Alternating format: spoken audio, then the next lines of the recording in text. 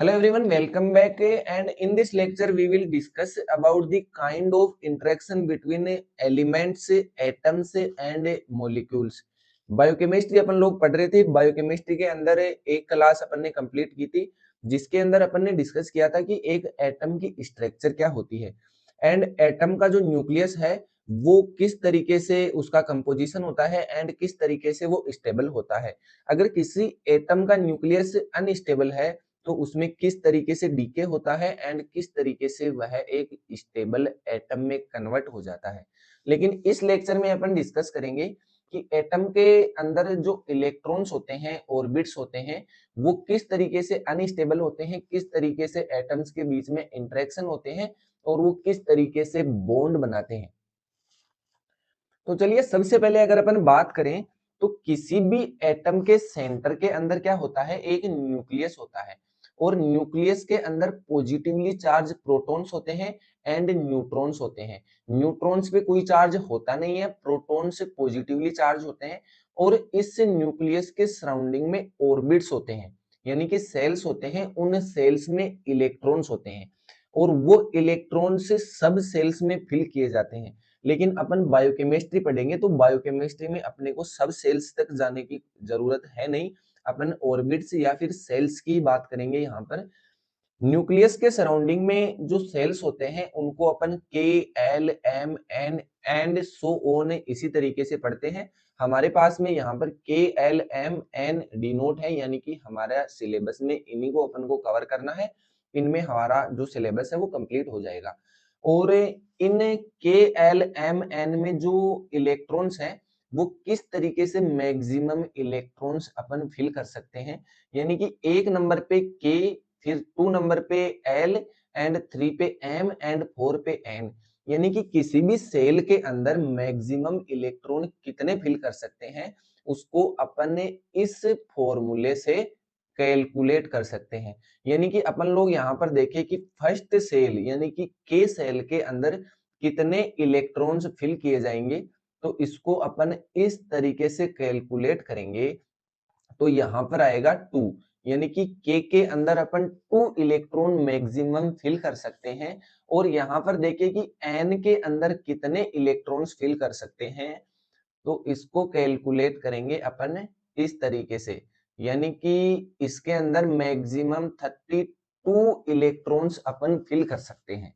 And यहाँ पर एक रूल होता है, यानी कि 32 इलेक्ट्रॉन तो मैक्सिमम फिल हो या फिर नहीं हो, लेकिन जितने भी ऑर्बिट्स हैं, जैसे फर्स्ट सेल है उसके अंदर 2 इलेक्ट्रॉन्स फिल किए जाते हैं जिसको अपन बोलते हैं डुप्लेट। एंड जो सेकंड यहाँ पर सेल होगा उसके अंदर 8 इलेक्ट्रॉन्स फिल किए जाएंगे जिसको बोलते हैं अपन ऑक्टेट। और ये ऑक्टेट रूल सभी सेल्स पर अप्लाई होता है, यानी कि मैक्सिमम इलेक्ट्रॉन तो हो या नहीं हो, लेकिन मिनिमम में जो सेकंड, थर्ड, फोर्थ जितने भी आगे सेल्स हैं उनमें ऑक्टेट कंप्लीट होना जरूरी है। ऐसा कोई एटम जिसके एक के बाद में जितने भी सेल्स हैं उनमें ऑक्टेट कंप्लीट नहीं है या फिर फर्स्ट सेल के अंदर डुप्लेट कंप्लीट नहीं है, तो वो इलेक्ट्रॉन्स के पॉइंट ऑफ व्यू से अनस्टेबल एटम होगा। एंड वो अनस्टेबल एटम अदर एटम से इंटरेक्ट करेगा एंड या तो इलेक्ट्रॉन शेयर करेगा या फिर इलेक्ट्रॉन ट्रांसफर करेगा। वो चीज अभी अपन देखेंगे कि किस तरीके से इलेक्ट्रॉन शेयर करेगा या फिर किस तरीके से इलेक्ट्रॉन ट्रांसफर करेगा, लेकिन वो एक इंटरेक्शन करेगा अदर एटम के साथ में। एंड जैसे ही उसका ऑक्टेट या फिर डुप्लेट कंप्लीट हो जाता है तो वो एटम स्टेबल हो जाता है। एक टर्म आती है यहाँ पर वैलेंस इलेक्ट्रॉन्स, या फिर बात करें वैलेंसी इलेक्ट्रॉन्स। तो वैलेंस इलेक्ट्रॉन्स क्या होते हैं? वो इलेक्ट्रॉन्स जो किसी भी एटम के आउटर मोस्ट सेल के अंदर होते हैं उनको अपन वैलेंस इलेक्ट्रॉन बोलते हैं। और ये वैलेंस इलेक्ट्रॉन जैसे ऑक्टेट में है, यानी कि 8 इलेक्ट्रॉन है तो ऑक्टेट कंप्लीट है, या फिर फर्स्ट सेल है और 2 इलेक्ट्रॉन है तो वो 2 इलेक्ट्रॉन वैलेंस इलेक्ट्रॉन है। अगर फर्स्ट के अंदर 1 इलेक्ट्रॉन भी होगा तो भी उसको अपन 1 वैलेंस इलेक्ट्रॉन बोलेंगे। एंड सेकंड सेल के अंदर 5 इलेक्ट्रॉन, 2 इलेक्ट्रॉन या फिर कितने भी इलेक्ट्रॉन्स होंगे उनको अपन वैलेंस इलेक्ट्रॉन ही बोलते हैं। यानी कि वे इलेक्ट्रॉन्स जो किसी भी एटम के आउटर मोस्ट सेल के अंदर होते हैं उनको अपन वैलेंस इलेक्ट्रॉन बोलते हैं। जैसे अपन एग्जांपल देखें कि कार्बन के पास में कितने वैलेंसी इलेक्ट्रॉन्स है या फिर कितने वैलेंस इलेक्ट्रॉन हैं, तो कार्बन के पास में 6 इलेक्ट्रॉन्स होते हैं। यानी कि फर्स्ट ऑर्बिट के अंदर 2 इलेक्ट्रॉन आ जाएंगे एंड सेकंड ऑर्बिट के अंदर 4 इलेक्ट्रॉन्स आ जाएंगे। यानी कि कार्बन के आउटर मोस्ट सेल के अंदर 4 इलेक्ट्रॉन है, तो कार्बन के पास में 4 वैलेंस इलेक्ट्रॉन है। ये 4 और इलेक्ट्रॉन चाहिए कार्बन को इसका ऑक्टेट कंप्लीट करने के लिए, तो ये 4 और बॉन्ड बना सकता है। इसलिए कार्बन को लाइफ का बैकबोन भी कहा गया है। और इसी तरीके से नाइट्रोजन के पास में, यानी कि नाइट्रोजन का 7 नंबर होता है, ठीक है। तो 7 होता है, तो फर्स्ट सेल के अंदर तो 2 इलेक्ट्रॉन्स आ गए एंड सेकंड ऑर्बिट के अंदर 5 इलेक्ट्रॉन्स आ जाएंगे। यानी कि ये 3 और इलेक्ट्रॉन चाहिए इसको इसका ऑक्टेट कंप्लीट करने के लिए। तो यहाँ पर 2 इलेक्ट्रॉन तो फ्री बच जाएंगे जिनको अपन बोलेंगे लोन पेयर, ठीक है। ये हो गया 1 लोन पेयर एंड 3 यहाँ पर इलेक्ट्रॉन है जो ये शेयर करके और बॉन्ड बना सकता है। आउटर मोस्ट सेल में 5 इलेक्ट्रॉन्स हैं, वैलेंस इलेक्ट्रॉन्स, जिनमें से एक लोन पेयर है एंड 3 यहाँ पर यह बॉन्ड बना सकता है।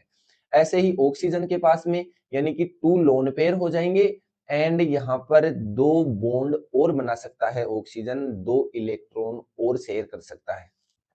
तो यहां पर क्या देखा अपन ने कि किसी भी एटम के पास में फर्स्ट सेल के अंदर डुप्लेट कंप्लीट होना चाहिए और सेकंड सेल या फिर जितने भी आगे के सेल्स हैं, ऑर्बिट्स हैं, उनके अंदर ऑक्टेट तो कंप्लीट होना ही चाहिए।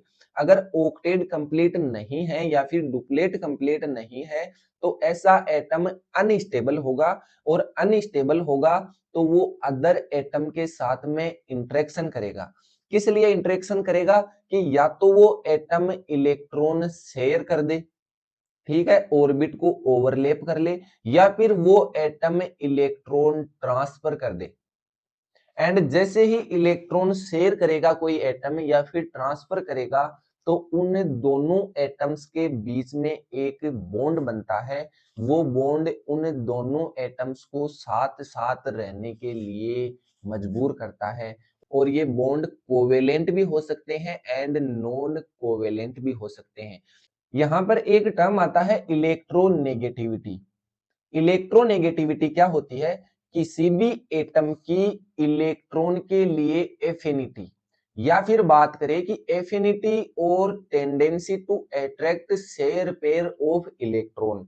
यानी कि कोई एटम है, उसके पास में फर्स्ट ऑर्बिट के अंदर मान लीजिए कि 2 इलेक्ट्रॉन्स हैं एंड सेकंड ऑर्बिट के पास में यहां पर 4 इलेक्ट्रॉन्स हैं एंड दूसरा कोई एटम है जिसका भी यहां पर ऑक्टेट कंप्लीट नहीं है, ठीक है।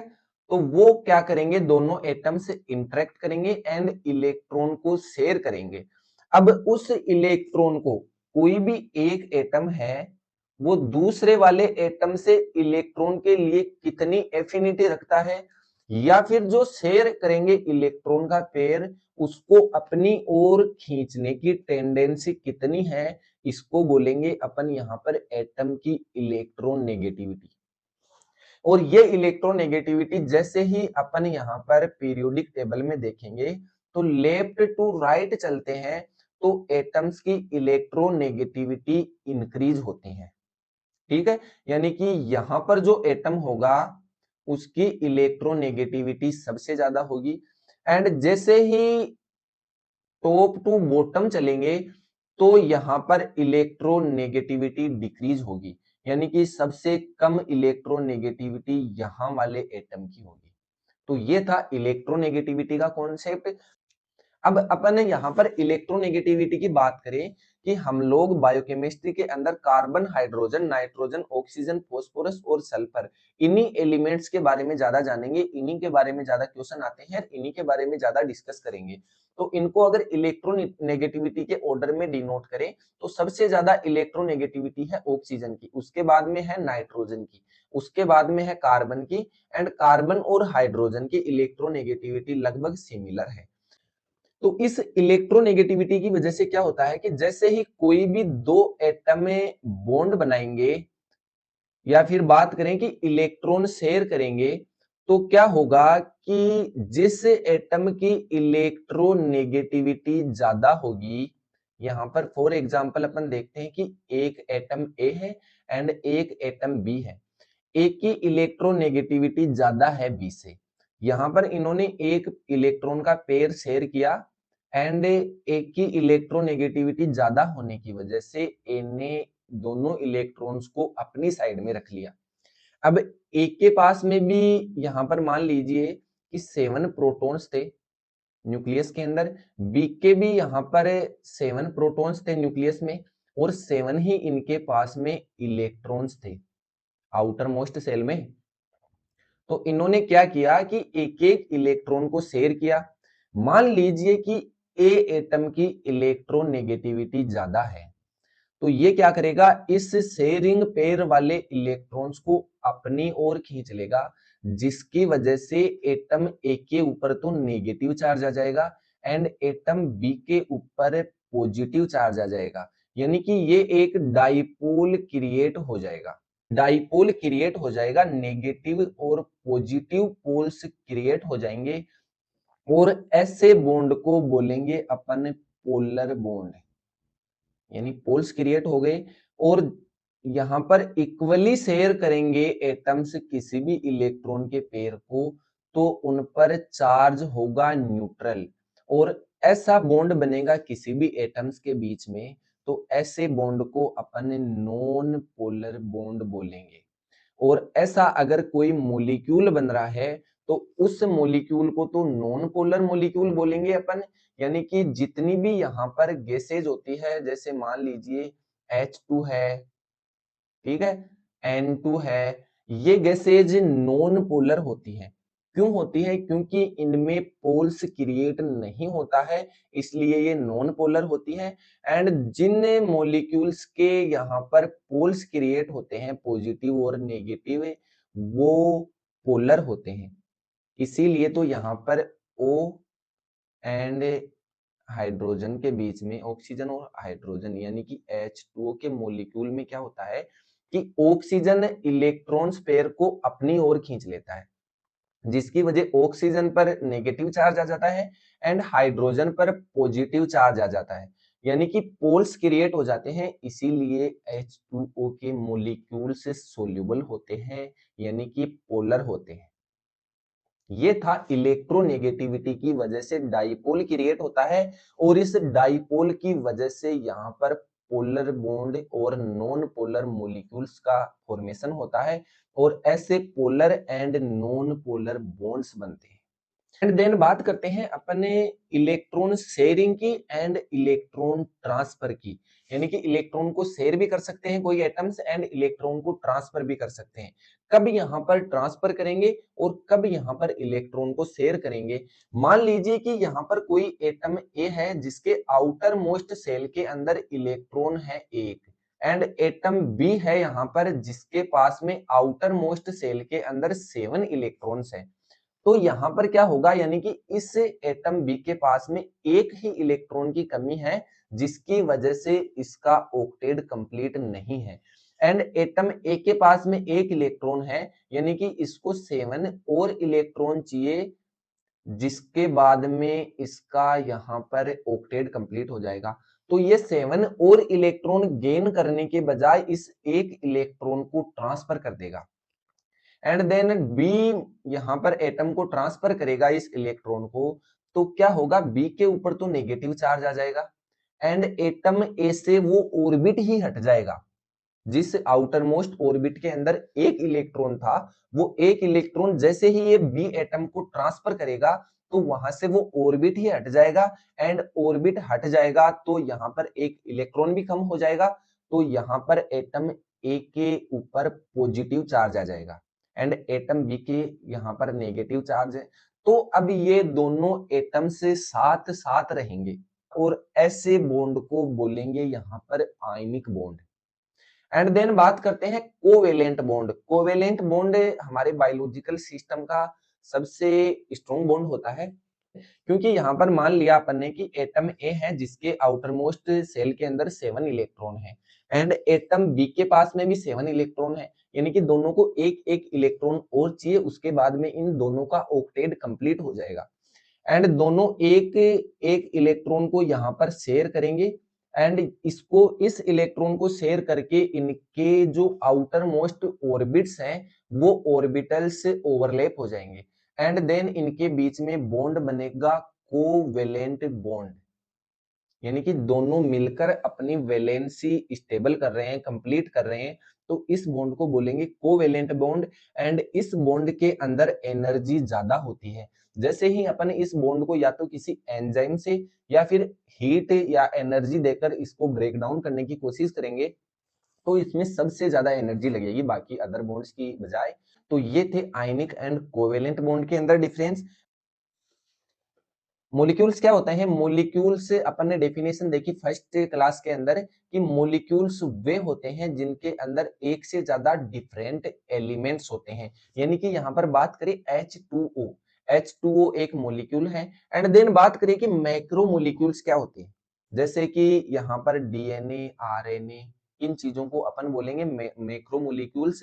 एंड बात करें अपन इसी तरीके से कि एमिनो एसिड यहाँ पर मोनोमर है एंड मॉलिक्यूल है और प्रोटीन यहाँ पर पॉलीमर है एंड मैक्रोमोलिक्यूल है। ऐसे ही फैटी एसिड देख लीजिए यहाँ पर कि फैटी एसिड एक होगा तो यहाँ पर क्या होगा? मोनोमर होगा एंड फैटी एसिड की रिपीटेड यूनिट से यहाँ पर पॉलीमर होगी एंड मैक्रोमोलिक्यूल होगा।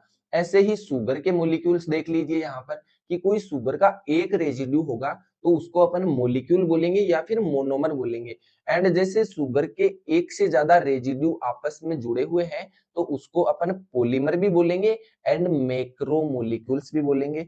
ऐसे ही न्यूक्लियोटाइड बेस, एक न्यूक्लियोटाइड होगा तो उसको अपन मोनोमर बोलेंगे एंड बहुत सारे न्यूक्लियोटाइड्स होंगे तो उसको अपन मैक्रोमोलिक्यूल भी बोलेंगे एंड पॉलीमर भी बोलेंगे। तो ये थे मैक्रोमोलिक्यूल के एग्जांपल्स या फिर मॉलिक्यूल्स के एग्जांपल्स, यानी कि मॉलिक्यूल मॉलिक्यूल बनकर कैसे मैक्रोमोलिक्यूल्स बनाते हैं एंड मोनोमर मोनोमर मिलकर कैसे पॉलीमर बनाते हैं। एंड देन नाउ अपन बात करते हैं कोवेलेंट बॉन्ड का एग्जांपल। कोवेलेंट बॉन्ड कैसा बॉन्ड होता है? जिसके अंदर इलेक्ट्रॉन शेयर होते हैं, यानी कि दो एटम्स के ऑर्बिटल्स ओवरलैप करते हैं, ऐसे बॉन्ड को बोलते हैं covalent bond. And covalent bond के अंदर 200 से 400 किलो जूल पर मोल एनर्जी होती है इसकी, यानी कि सबसे ज्यादा अगर बॉन्ड एनर्जी की बात करें तो वो कोवेलेंट बॉन्ड की एनर्जी होती है।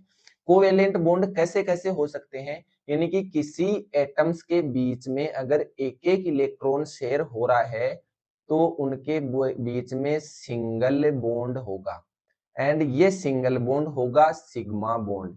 एंड मान लीजिए कि इन दोनों एटम्स के बीच में डबल बॉन्ड है तो यहाँ पर दो दो इलेक्ट्रॉन शेयर कर रहे हैं दोनों एंड यहाँ पर एक तो होगा सिग्मा बॉन्ड एंड जो अदर सब सेल्स हैं वो ओवरलैप होंगे, तब बनेगा यहाँ पर सेकंड बॉन्ड और सेकंड इलेक्ट्रॉन शेयर होगा एंड ये सेकंड बॉन्ड होगा पाई बॉन्ड। जैसे ही यहाँ पर ट्रिपल बॉन्ड बनेंगे तो फर्स्ट बॉन्ड तो होगा सिग्मा बॉन्ड एंड बाकी के दो बॉन्ड होंगे पाई बॉन्ड। सिग्मा बॉन्ड में यहाँ पर रोटेशन पाया जाता है एंड देन जैसे ही डबल बॉन्ड या फिर ट्रिपल बॉन्ड बनेंगे तो रोटेशन अलाउड नहीं है, सेकंड इलेक्ट्रॉन शेयर करेंगे। तो इस तरीके से होगा कि ये कोई एटम्स हैं और इन्होंने जैसे ही दूसरा इलेक्ट्रॉन शेयर किया, ये तो फर्स्ट इलेक्ट्रॉन शेयर किया तो ये तो हो गया सिग्मा बॉन्ड एंड जैसे ही दूसरा इलेक्ट्रॉन शेयर करेंगे तो ये सब सेल्स ओवरलैप होंगे और यहाँ पर बनेगा पाई बॉन्ड और इसमें एनर्जी कम होती है, ये कम एनर्जी से डिस्ट्रॉय हो जाएगा, ब्रेक डाउन हो जाएगा। इसलिए फर्स्ट पाई बॉन्ड के अंदर एनर्जी होगी 260 किलो जूल पर मोल, एंड सेकंड पाई बॉन्ड बनेगा तो उसमें और भी कम एनर्जी होगी 230 किलो जूल पर मोल। तो इस तरीके से सिग्मा बॉन्ड सबसे ज्यादा एनर्जी वाला बॉन्ड होता है, एंड पाई बॉन्ड्स में जैसे जैसे बॉन्ड बनेंगे वैसे वैसे पाई बॉन्ड्स में एनर्जी कम होती जाएगी। अपन लोगों ने ये चीज भी डिस्कस किया कि जैसे ही इलेक्ट्रोनेगेटिविटी का डिफरेंस होगा तो एक एटम के ऊपर नेगेटिव चार्ज आ जाएगा एंड सेकंड एटम के ऊपर पॉजिटिव चार्ज आ जाएगा, यानी कि यहाँ पर डाइपोल्स क्रिएट होंगे और इन्हीं डाइपोल्स की वजह से इस बॉन्ड को पोलर बॉन्ड कहेंगे। और ये जो मॉलिक्यूल बनेगा पोलर बॉन्ड वाला मॉलिक्यूल, इसको पोलर मॉलिक्यूल बोलेंगे, जैसे कि वाटर का मॉलिक्यूल। इस तरीके से देखते हैं अपन मीथेन गैस के अंदर। मीथेन गैस के अंदर अपन लोगों ने देखा कि कार्बन और हाइड्रोजन के बीच में इलेक्ट्रोनेगेटिविटी का कुछ खास फर्क नहीं है। तो जैसे ही इसके बीच में बॉन्ड बनेंगे तो वो बनेगा नॉन पोलर बॉन्ड, यानी कि नेगेटिव और पॉजिटिव पोल्स क्रिएट नहीं होंगे, इसलिए मीथेन गैस सोल्यूबल नहीं होती है, नॉन पोलर होती है।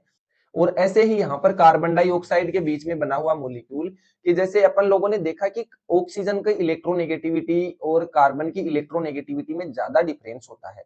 तो यहाँ पर CO2 के अंदर जो मॉलिक्यूल बनेगा उसमें क्या होगा कि कार्बन होगा, फिर कार्बन को दोनों साइड में एक एक ऑक्सीजन बॉन्ड बनाएगा। तो दोनों ऑक्सीजन से ये जो इलेक्ट्रॉन से शेयर करेंगे उनको अपनी तरफ खींचने की कोशिश करेंगे। अगर यहाँ पर एक ही ऑक्सीजन होता, एक ही कार्बन होता, तो वो होता पोलर बॉन्ड। एंड यहाँ पर क्या है कि टू ऑक्सीजन के मॉलिक्यूल्स है, इसकी वजह से जो शेयर किए हुए इलेक्ट्रॉन्स हैं उनको दोनों ऑक्सीजन अपनी तरफ खींच रहे हैं, यानी कि बराबर इलेक्ट्रोनेगेटिविटी है। इसलिए CO2 गैस के अंदर भी जो बॉन्ड बनता है वो नॉन पोलर होता है, एंड देन ये गैस नॉन पोलर होती है। एंड देन अभी देखते हैं अपन वीक इंटरेक्शंस कौन से होते हैं, यानी कि नॉन कोवेलेंट। अपन लोगों ने देखा कि इलेक्ट्रॉन से शेयर करेंगे तो बॉन्ड बनेगा कोवेलेंट, एंड ये होता है सबसे स्ट्रॉन्ग बॉन्ड जिसकी एनर्जी होती है 200 से 400 किलो जूल पर मोल। ठीक है। एंड जो बाकी के बॉन्ड्स होते हैं बायोलॉजिकल सिस्टम में उनकी एनर्जी और भी कम होती है। तो ये वीक इंटरेक्शन क्यों होते हैं? अगर स्ट्रॉन्ग इंटरेक्शन होता है तो सब जगह वो स्ट्रॉन्ग इंटरेक्शन ही क्यों नहीं होता है? वीक इंटरेक्शन क्यों होते हैं? क्योंकि लाइफ में कुछ चीजें ऐसी हैं जो जल्दी बिगड़ना भी जरूरी है। जैसे डीएनए है, डीएनए डीनेचर होना जरूरी है, अन्यथा ट्रांसक्रिप्शन नहीं होगा, ट्रांसलेशन नहीं होगा। ऐसे ही प्रोटीन फोल्डिंग के अंदर जो इंटरेक्शन है हाइड्रोफोबिक इंटरेक्शन, वो वीक होना जरूरी है, वरना प्रोटीन यहाँ पर अनफोल्ड नहीं होगी। इसलिए लाइफ में स्ट्रॉन्ग इंटरेक्शन भी जरूरी है एंड वीक इंटरेक्शन भी बहुत जरूरी है। इसलिए यहाँ पर वीक इंटरेक्शंस होते हैं, यानी कि कोवेलेंट के अलावा जितने भी बॉन्ड हैं वो आएंगे वीक इंटरेक्शंस में, यानी कि नॉन कोवेलेंट बॉन्ड्स। चलो आयनिक बॉन्ड की और अपन यहाँ पर बात कर लेते हैं कि आयनिक बॉन्ड के अंदर क्या देखा अपन ने कि सोडियम और क्लोराइड के बीच वाला बॉन्ड देखेंगे जो आयनिक बॉन्ड होता है। यहाँ पर सोडियम के पास में क्या होता है कि आउटर मोस्ट शेल के अंदर एक ही इलेक्ट्रॉन होता है, एंड क्लोराइड के पास में यहाँ पर 7 इलेक्ट्रॉन्स होता है। तो या तो सोडियम को 7 इलेक्ट्रॉन्स गेन करने पड़ेंगे या फिर ये एक इलेक्ट्रॉन लूज करना पड़ेगा स्टेबल होने के लिए। और क्लोरीन के पास में यह है कि उसके पास में आउटर मोस्ट सेल में 7 इलेक्ट्रॉन्स है, यानी कि उसको या तो एक इलेक्ट्रॉन कहीं से गेन करना है या फिर 7 इलेक्ट्रॉन से लूज करने हैं। तो सबसे सस्ता काम कौन सा है? सोडियम के लिए तो है कि एक इलेक्ट्रॉन को लूज कर दे, एंड क्लोराइड के पास में है कि वो 7 इलेक्ट्रॉन्स को लूज करे, इसके बजाय कहीं से एक इलेक्ट्रॉन गेन कर ले। तो यहां पर क्या होगा कि सोडियम अपना एक इलेक्ट्रॉन क्लोराइड को ट्रांसफर कर देगा, एंड जैसे ही क्लोराइड को ट्रांसफर करेगा ये बॉन्ड, इसका आउटर मोस्ट ऑर्बिट उसका ऑक्टेट कंप्लीट हो जाएगा, एंड सोडियम का आउटर मोस्ट ऑर्बिट यहां से हट जाएगा। और जैसे ही ये आउटर मोस्ट ऑर्बिट हटेगा, सोडियम के ऊपर पॉजिटिव चार्ज आ जाएगा एंड क्लोराइड के ऊपर नेगेटिव चार्ज आ जाएगा, एंड देन अभी से अपन इनको आयंस बोलना स्टार्ट कर देंगे। एंड इन नेगेटिव और पॉजिटिव साइंस की वजह से ही ये पास पास रहेंगे हमेशा। एक होता है bond length, what is the bond length and bond length को कैसे कैलकुलेट करते हैं। तो चलिए देखते हैं बॉन्ड लेंथ क्या होता है। कि मान लीजिए कोई दो एटम है के बीच में बॉन्ड है और ये एटम दोनों साथ साथ है, तो फर्स्ट एटम के न्यूक्लियस के सेंटर से जो सेकंड एटम है उसके न्यूक्लियस के सेंटर के बीच में जो लेंथ है, डिस्टेंस है, उसको बोलते हैं अपन टोटल बॉन्ड लेंथ। यानी कि एटम ए की आर प्लस एटम टू की आर, दोनों का सम होता है यहाँ पर total bond length. And total bond length को डिस्कस करने का यहाँ पर फॉर्मूला है एक के कांस्टेंट है। चलिए अपन अभी इतना ही देखते हैं, बाकी का देखते हैं अगले लेक्चर में क्लास 3rd के अंदर। तब तक के लिए धन्यवाद, थैंक यू सो मच।